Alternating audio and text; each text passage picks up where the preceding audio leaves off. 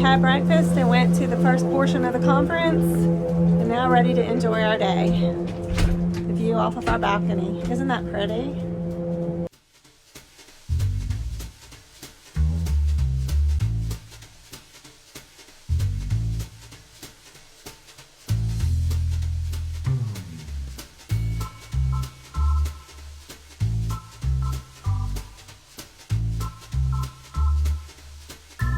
Out for a morning stroll, starting our little excursions for the day in our adventures.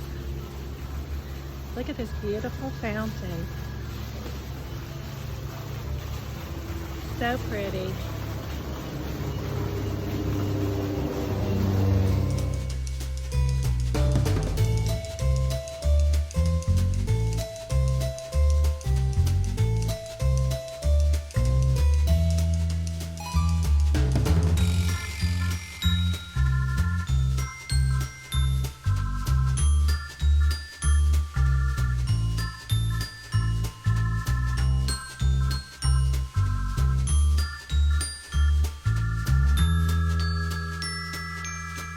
Some of the houses along the street. They're so pretty. I love those balconies.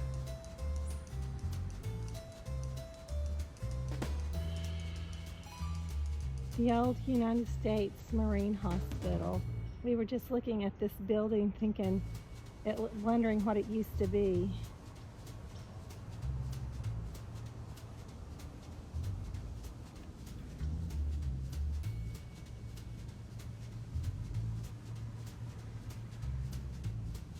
Very interesting. So much history on each side of the sidewalk going into the entrance. There's these big, huge, kind of stagnant water bog ponds.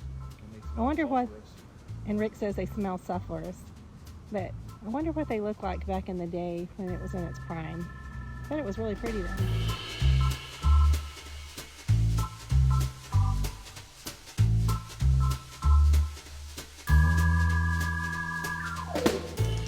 This is what my tropical plants that I keep on the deck in the summer look like when they actually are in their natural habitat.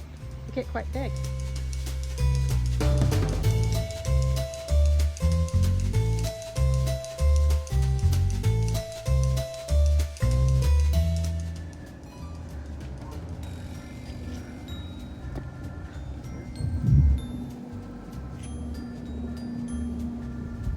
Rick loving the toys of the boats.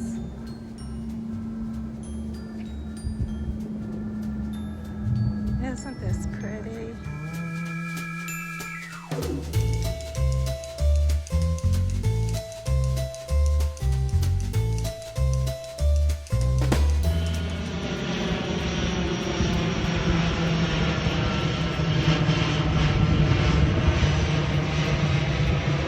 So Rick is going to explain what all these symbols mean. Underneath the Ingham, what does those flags mean?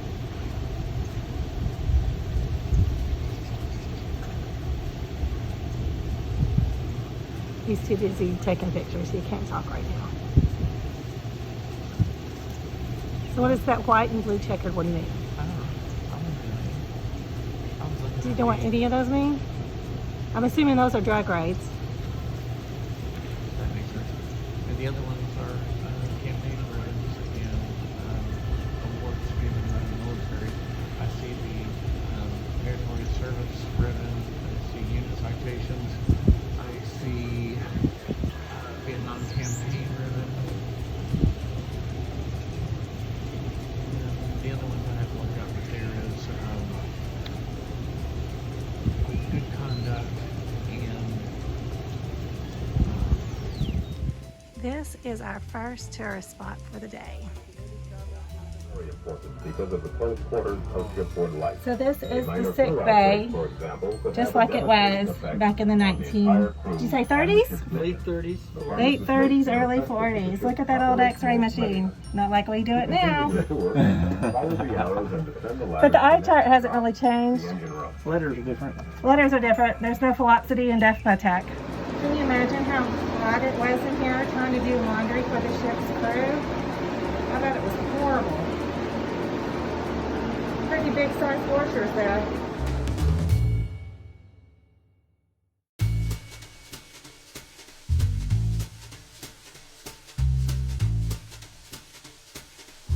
So apparently this is where the weapons officer bike and office was. Nothing like sleeping where you work. Damage control assistance office. The calendar on the wall is for 1988. And once again, sleeping where you work. Doesn't seem like much fun to me. The first lieutenant's quarters.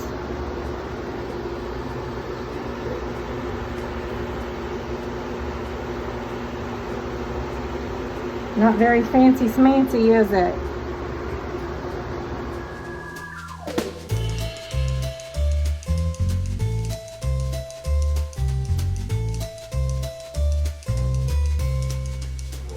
So as you can see, this is the executive officer's stateroom.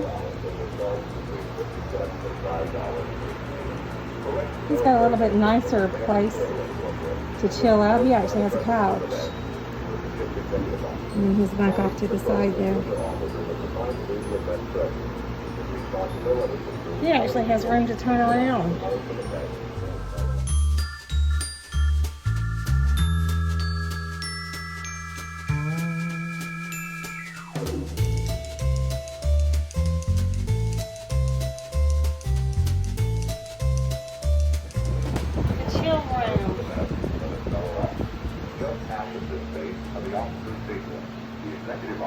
Or, as the Coast Guard and Navy calls it, the ward room.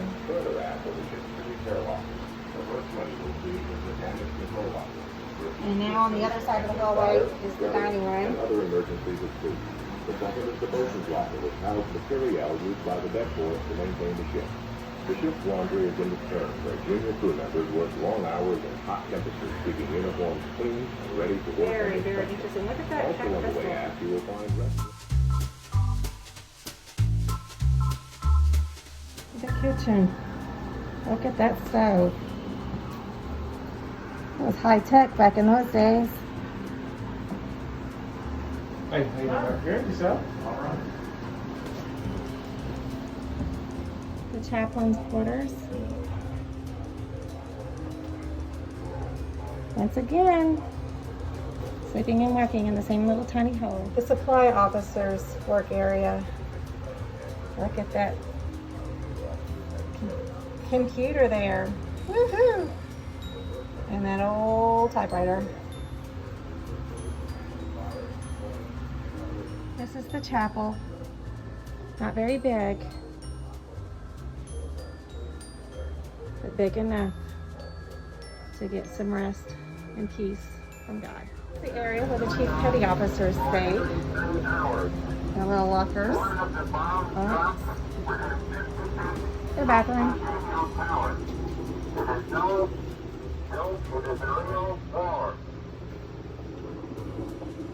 Oh, tight quarters. Hope no one snored too loud. Rick pointed out that this area is actually air conditioned and has been probably since the 30s. Check out the individual decorations. Oh, and there you go. Look at them legs.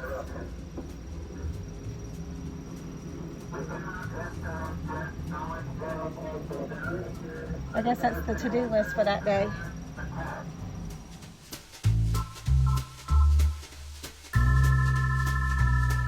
Looking down into the engine room. I bet this was so loud and noisy when it was running back in the day. Just another view of the engine room from a different angle.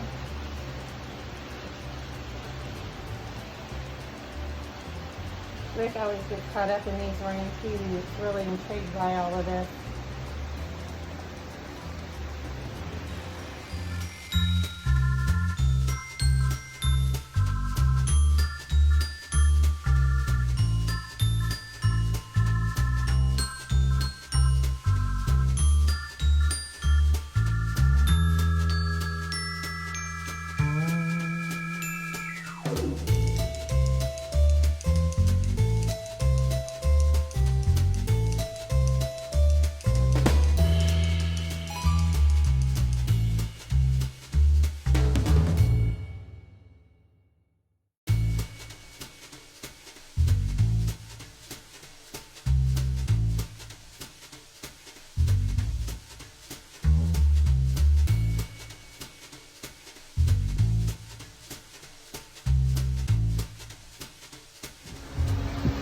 They're the regular treat cups of their meals.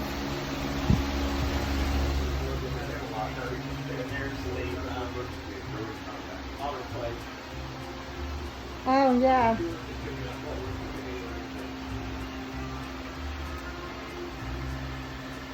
The autoclave to keep things sterile.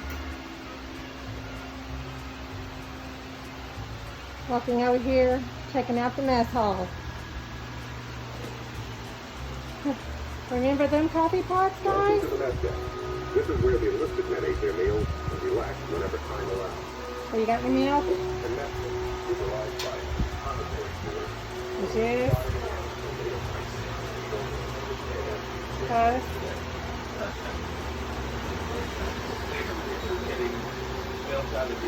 I know.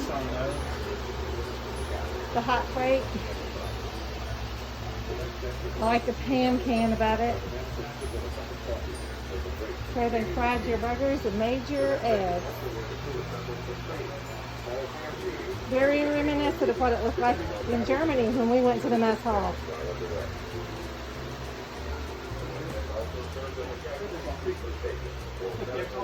The dumbwaiter.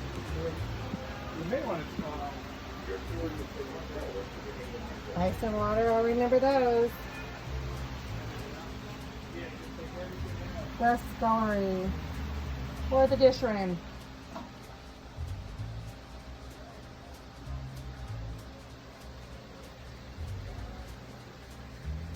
Get real with real lemonade, isn't that funny? And now I'm walking into the overview of the boiler room. Rick always gets fascinated with these kinds of rooms. Be tickling me, girl. It's my job to pick on you. I got a license. Kind of hard to see through the netting.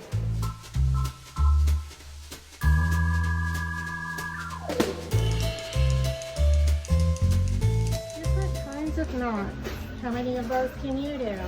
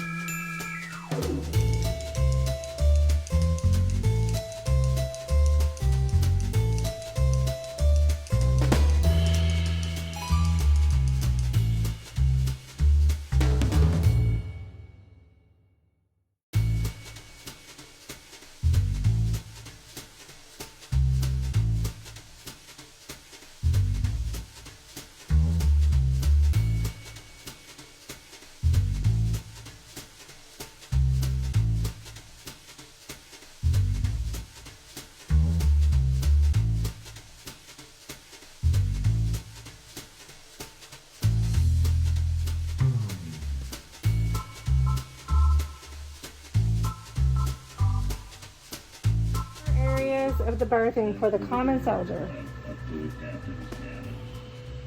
Well, the officers were pretty cramped. At least they had private space. Lord have mercy.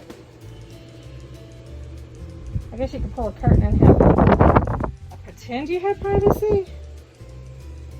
But Oh, you know, everybody could hear everything everybody else was doing, saying, thinking. These are crewmen's That's what I said. quarters. The common one. Yeah. The common person that was serving.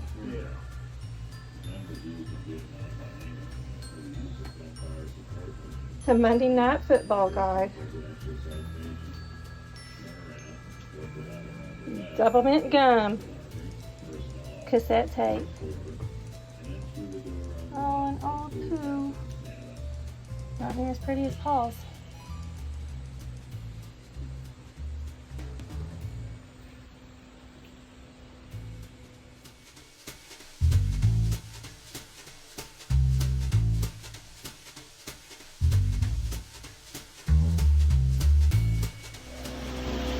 say there's what they look like. That was supposed to be arranged. Anyone that's had military service knows that that is something they actually monitor.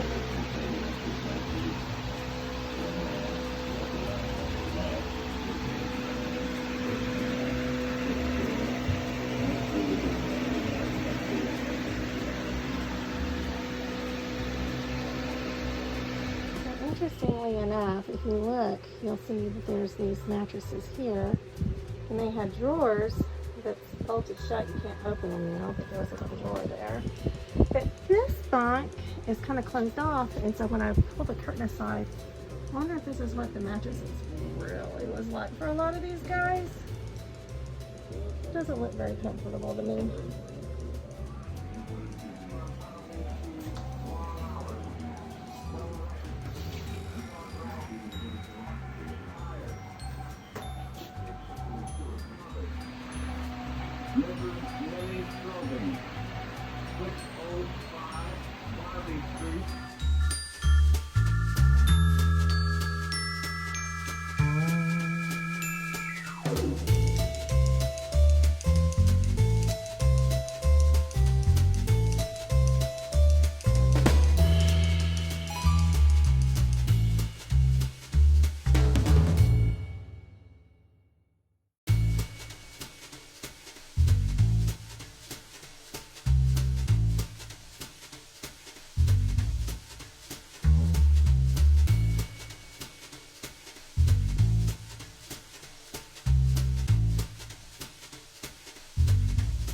This is a view of Key West from the top of the ship near the bridge.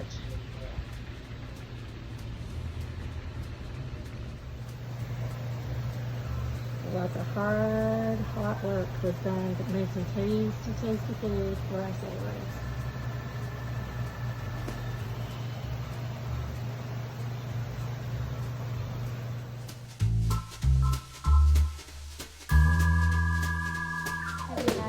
For perspective of how big this rope is and the size of this chain. That's the new mascot looking down at the anchor.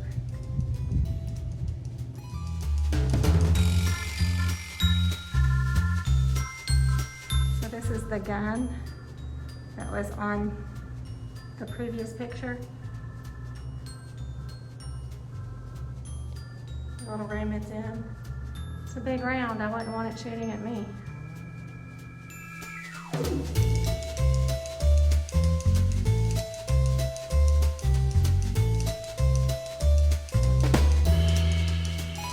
This may be the new ship mascot. Hey, little buddy. He's not coming. Isn't he cute?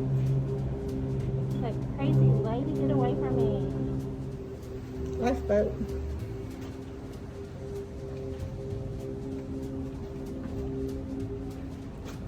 What's up there?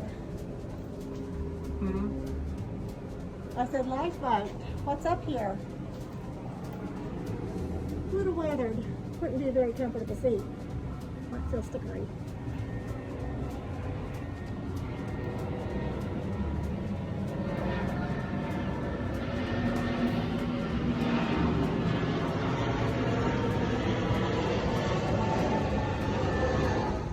Is there anybody else here? Blah, whenever they see something like this. Thinks of war movies. What's up?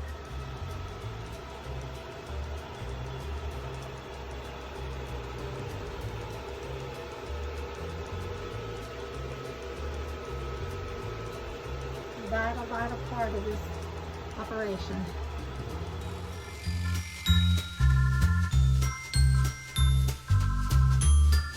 Before we started the tour, one of the tour guides told us that during the Cuban crisis, when all the refugees were coming, that this particular area of water was covered with the debris and the rescued people's modes of transportation and the flotation devices they were using, that you could walk across this entire area without touching the water. There was so many flotation devices and things that was used to escape Cuba that was here.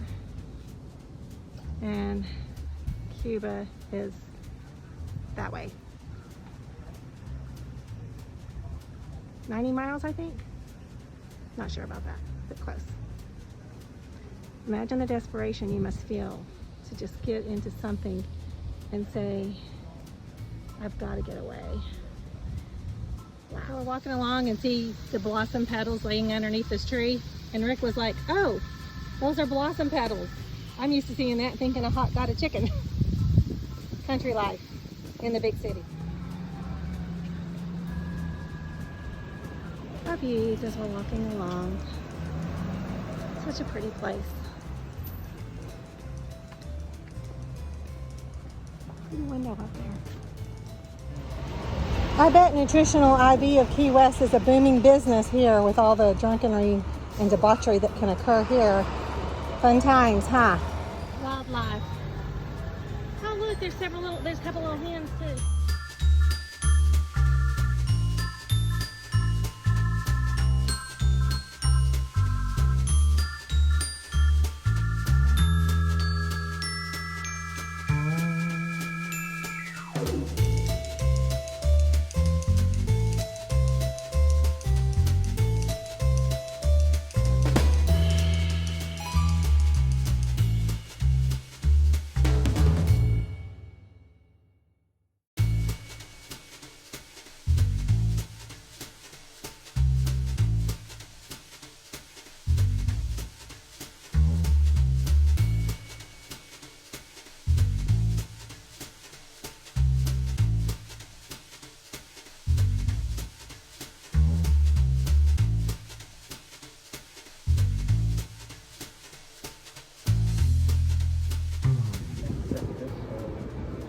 The views from the top of the lighthouse, just outside the door. Oh, yep. Pretty cool. Yeah. And it's double. Okay, there's the steam fire.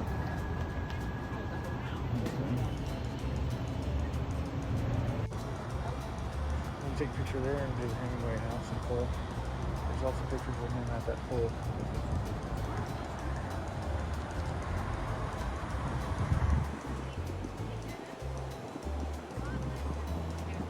And there is Mount Trashmore off in the distance. Crazy, highest point in Key West.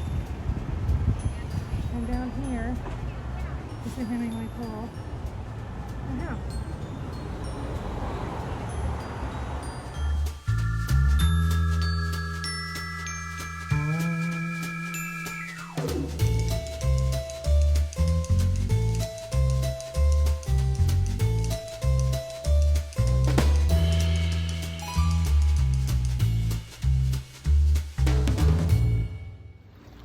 The southernmost point of the United States, and this is the view.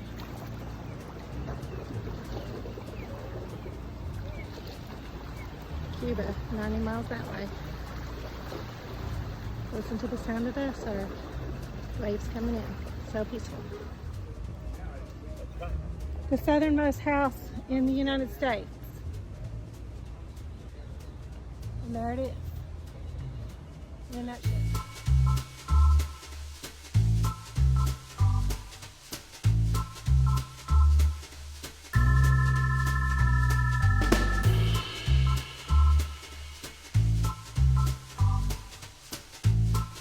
View of our lunch setting. We're at the Seaside Cafe.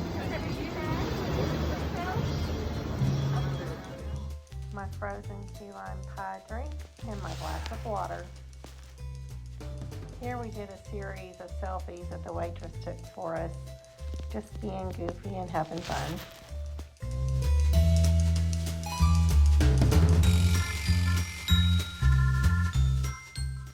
I had the wood-fired bread prosciutto caprese sandwich, and Rick had coconut shrimp. This place came highly recommended on TripAdvisor, and it was worth it. Some interesting t-shirt designs you can get here in Key West. They kind of made us laugh.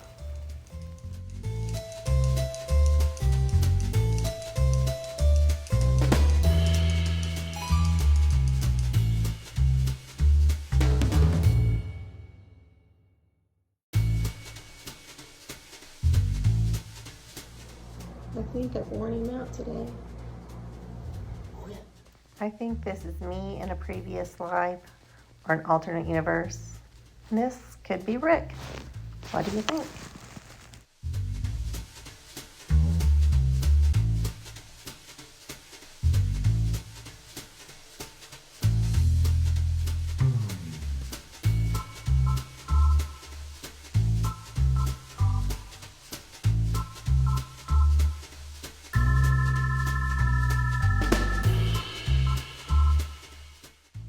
Dinner selfies.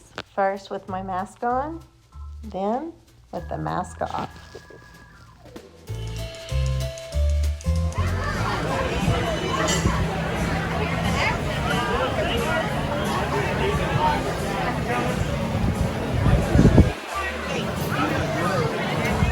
He loves it when I take his picture.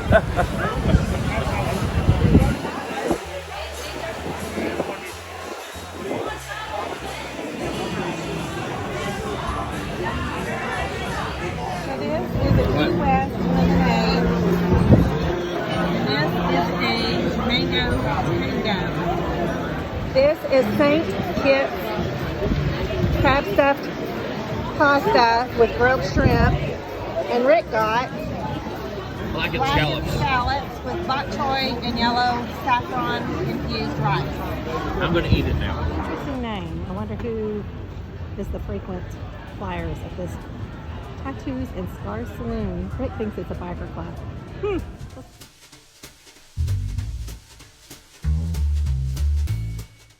More very different and interesting t-shirt designs here in Key West. These people have some imaginations.